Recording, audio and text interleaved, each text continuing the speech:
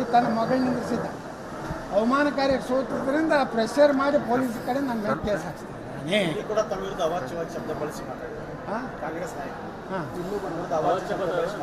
ಅವರೆಲ್ಲ ಹರಾಮ್ ಕೋರೋದಾರ್ತೆ ಮಾತಾಡ್ತಾರೆ.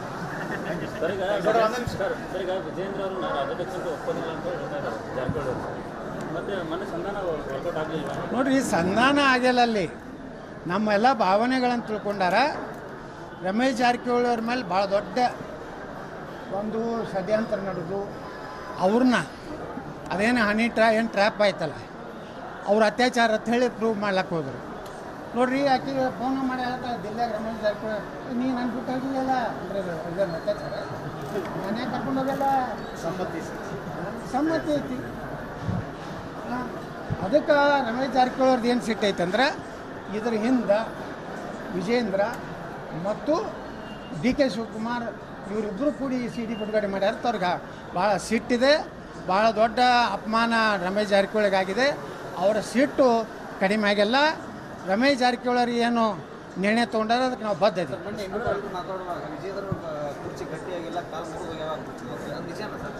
ಏನು ವಿಜೇಂದ್ರ ಜೋಡ ನಮ್ಮ ಎಮ್ಮಿ ಪಾಳ್ರ ಆತ್ಮೀಯರು ಅದಾರ, ಅವ್ರವ್ರು ಮಾತಾಡ್ತಿರ್ಬೇಕು. ಯಾಕಂದ್ರೆ ಅಲಯನ್ಸ್ ಪಾರ್ಟಿಗಳು ಈ ಎಮ್ಮಿ ಪಾಳ್ರ ಸ್ವಲ್ಪ ವಿಜೇಂದ್ರ ಯಡಿಯೂರಪ್ಪ ದೋಸ್ತಿ ಐತಿ. ಯಾಕಂದ್ರೆ ಒಂದೇ ವಿಮಾನದಾಗ ಹೋಗಿದ್ರು, ಶಿವಮೊಗ್ಗ ವಿಮಾನ ಚಾಲು ಮಾಡಿ ಅಲ್ಲಿ ಏನಾದ್ರು ಮಾತಾಡ್ಕೊಡ್ಬೇಕು.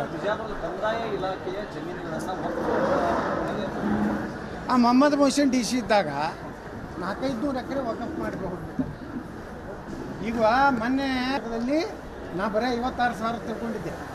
1,11,000 ಎಕರೆ ಕರ್ನಾಟಕದಲ್ಲಿ ವಕಫ್ ಆಗಿ ಪರಿವರ್ತನೆ ಮಾಡ್ಯಾರ. ಯಾದಗಿರಿಯಲ್ಲೇ ಸುಮಾರು 3,500 ಎಕರೆ ಇದೆ. ಆಕ್ರಮಣ ಮಾಡ್ಕೊಂಡಾರಲ್ಲ, ಅತಿಕ್ರಮಣ ಏನಾಗಿದೆ ಅದನ್ನು ಬಿಡಿಸ್ಕೊಡ್ರಿ, ಇಲ್ಕಂದು ಹೊಸ ಜಮೀನು ಕೊಡ್ರತ್ತ. ಅಲ್ಲಿ ಯಾರದಾರ ದಲಿತರು ಹಿಂದುಳಿದವ್ರು ಮನೆ ಮಾಡ್ಕೊಂಡಿದ್ದಾರೆ. ಇವೇನೋ ಜಮೀರ್ ಅಹ್ಮದ್ ಅವ್ರಿಗೇನಾರು ಒತ್ತುರಿ ತೆಗಿಲಿಕ್ಕೆ ಪ್ರಯತ್ನ ಮಾಡಿದ್ರೆ, ದಲಿತರಿಗೆ ಹಿಂದುಳಿದವ್ರಿಗೆ ಏನಾರು ಖಾಲಿ ಮಾಡಿಸ್ಲಿಕ್ಕೆ ಪ್ರಯತ್ನ ಮಾಡಿದ್ರೆ ನಾವು ಸುಮ್ಕೊಂಡಿರೋದಿಲ್ಲ, ನಾವು ಅವ್ರ ಪರವಾಗಿರ್ತೀವಿ. ಇವತ್ತಿನ ಅಹಿಂದ ನಾಲಾಯಕ ನಾಯಕರು ಮೊದಲ ವಕಫ್ ಬಗ್ಗೆ ಮಾತಾಡಿದ್ರು. ಕ್ವಶನ್ ಕೇಳೋರು, ವಕಫದ ಆಸ್ತಿ ಇದು ಮಾಡಿದ್ರೆ ನೀವು ದಲಿತರು ಹಿಂದುಳಿದವ್ರು ಎಲ್ಲಿ ಹೋಗ್ತಾರೆ ಅಂತ ಕೇಳಿ ಅಲ್ಲಿದಿಂದ ನಿಮ್ಮ ಪ್ರಶ್ನೆ ಮಾರಾಟ ಮಾಡ್ಯಾರ. ಅದು ಹಿಂದೂಗಳಿಗೆ ಮಾರಾಟ ಮಾಡ್ಯಾರ. ಒಬ್ಬ ಮಾಜಿ ಕಾರ್ಪೊರೇಟರ್ಗೆ ಮಾರಾಟ ಮಾಡ್ಯಾರ, ಎಲ್ಲಿ ದರ್ಗಾ ರೋಡಿಗೆ. ಅಂದ್ರೆ ವಕಫ್ ಆಸ್ತಿ ಹಿಂದೂಗಳಿಗೆ ಮಾರಾಟ ಮಾಡಕ್ಕೆ ಬರೋದಿಲ್ಲ. ಅಂದ್ರೆ ಅವರು ಮೌಲ್ಯಗಳೇನು ಅದಾರಲ್ಲ, ಅದಕ್ಕೇನೋ ಮುತವಲ್ಲಿ ಅವರೇ ಮಾರಾಟ ಮಾಡ್ಕೊಳಕತ್ತಾರ, ಅವರೇ ಅಕ್ರಮ ಮಾಡ್ಲಕತ್ತಾರ. ವಕಫದ್ದು ಹಿಂದೂಗಳಲ್ಲ. ವಿಧಾನಸಭೆಯಲ್ಲಿ ಮಾತಾಡಿದ್ದೀನಿ. ಇನ್ನು 2-3 ತಿಂಗಳಲ್ಲಿ ರೆಡಿ ಆಗ್ತದೆ. ಇನ್ನೂ ಸ್ವಲ್ಪ ಕೆಲಸ ಇದೆ. ಯಾಕಂದ್ರೆ ಸೇಫ್ಟಿ ದೃಷ್ಟಿಯಿಂದ ಎಲ್ಲನೂ ರೆಡಿ ಆಗಬೇಕು. ನಾವು ಸುಮ್ಮನೆ ಗಡಿ ಫೈರಿಂಗ್ ಮೆಷಿನ್ ಆಗಬೇಕು. ಅದು ಎಲ್ಲ ರೆಡಿಯಾಗಿ ಏರ್ಪೋರ್ಟ್ ಅಥಾರಿಟಿ ಆಫ್ ಇಂಡಿಯಾದವ್ರು ಕ್ಲಿಯರೆನ್ಸ್ ಕೊಟ್ಟು ಚಾಲು ಮಾಡಿ, ಗಡ್ಬಡಿ ಮಾಡಿ ಏನಾರು ನಾಳೆ ಒಂದು ಅನಾಹುತ ಆಯಿತು ಅಂತ ತಾಂತ್ರಿಕ ದೋಷ ಆಗಿ ಅದಕ್ಕೆ ಯಾವುದೋ ಅಪಾಯಿಸ್ಕೊಬೋದು. ಇನ್ನೂ 2-3 ತಿಂಗಳು ಟೈಮ್ ತೊಗೊಳ್ಳಿ, ಎಲ್ಲ ಸುರಕ್ಷಿತವಾಗಿ ವಿಮಾನ ನಮ್ಮ ವಿಜಾಪುರದಿಂದ ಹಾರಲಿ. ಅದು ಇನ್ನೂ ಕೆಲವೊಂದು ನಮ್ಮ ವಕಫ್ಗೇನೋ ಅವರು ಇದು ಮಾಡಿಕೊಟ್ಟಿಲ್ಲ, ಎಂಟ್ರಿ ಮಾಡಿಕೊಟ್ಟಿಲ್ಲ. ಇವೆಲ್ಲ ನಿಮಗೆ ಅದು ಉತ್ತರದ ಪ್ರತಿ ಕೊಡ್ತೀನಿ ನಿಮಗೆ.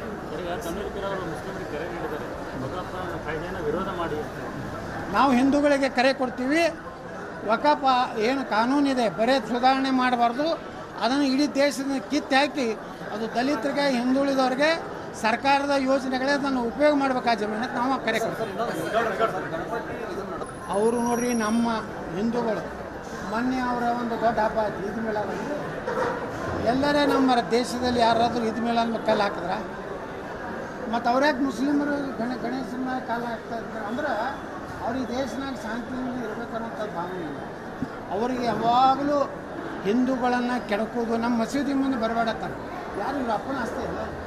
ನಾವು ಎಲ್ಲ ಸಾರ್ವಜನಿಕ ರಸ್ತೆಗಳ ಮೇಲೆ ಹೋಗುವಂಥ ಒಂದು ಅಧಿಕಾರ ಹಕ್ಕು ಹಿಂದೂಗಳಿಗಿದೆ. ಈ ಸರ್ಕಾರ ವೀಕ್ ಇರೋದ್ರಿಂದ, ಈ ಸರ್ಕಾರ ಮುಸ್ಲಿಮರು ತುಷ್ಟೀಕರಣ ಮಾಡೋದ್ರಿಂದ ಅವರು ಯಾಕೆ ಬೆಳೆದು ನಿಂತಿದ್ದಾರೆ. ದುರ್ದೈವ ಅಂದ್ರೆ A1 ಹಿಂದೂಗಳಾಗ್ಯಾರಲ್ಲಿ, ಕಲ್ಲು ಹೋಗೋದವ್ರಿಲ್ಲ. ಹೋಗಿ ತನ್ನ ಮಗಳು ನಿಂದಿಸಿದ್ದ.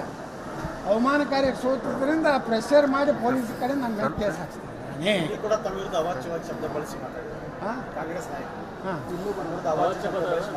ಅವರೆಲ್ಲ ಹರಾಮ್ ಕೋರೋದಾರ್ತೆ ಮಾತಾಡ್ತಾರೆ.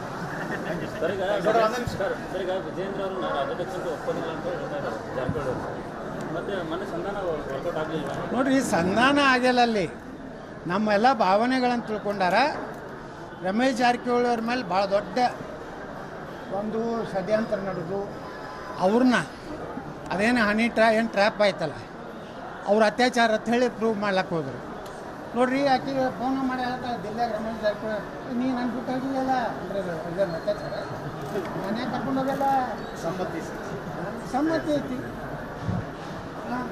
ಅದಕ್ಕೆ ರಮೇಶ್ ಜಾರಕಿಹೊಳಿ ಅವ್ರದ್ದು ಏನು ಸಿಟ್ಟು ಐತಂದ್ರೆ ಇದ್ರ ಹಿಂದೆ ವಿಜೇಂದ್ರ ಮತ್ತು ಡಿ ಕೆ ಶಿವಕುಮಾರ್ ಇವರಿಬ್ಬರು ಕೂಡಿ ಸಿ ಡಿ ಬಿಡುಗಡೆ ಮಾಡ್ಯಾರ. ಅವ್ರಿಗೆ ಭಾಳ ಸಿಟ್ಟಿದೆ, ಭಾಳ ದೊಡ್ಡ ಅಪಮಾನ ರಮೇಶ್ ಜಾರಕಿಹೊಳಿಗಾಗಿದೆ. ಅವರ ಸಿಟ್ಟು ಕಡಿಮೆ ಆಗಿಲ್ಲ. ರಮೇಶ್ ಜಾರಕಿಹೊಳಿ ಏನು ನಿರ್ಣಯ ತೊಗೊಂಡಾರ ಅದಕ್ಕೆ ನಾವು ಬದ್ಧ ಇದ್ದೀವಿ.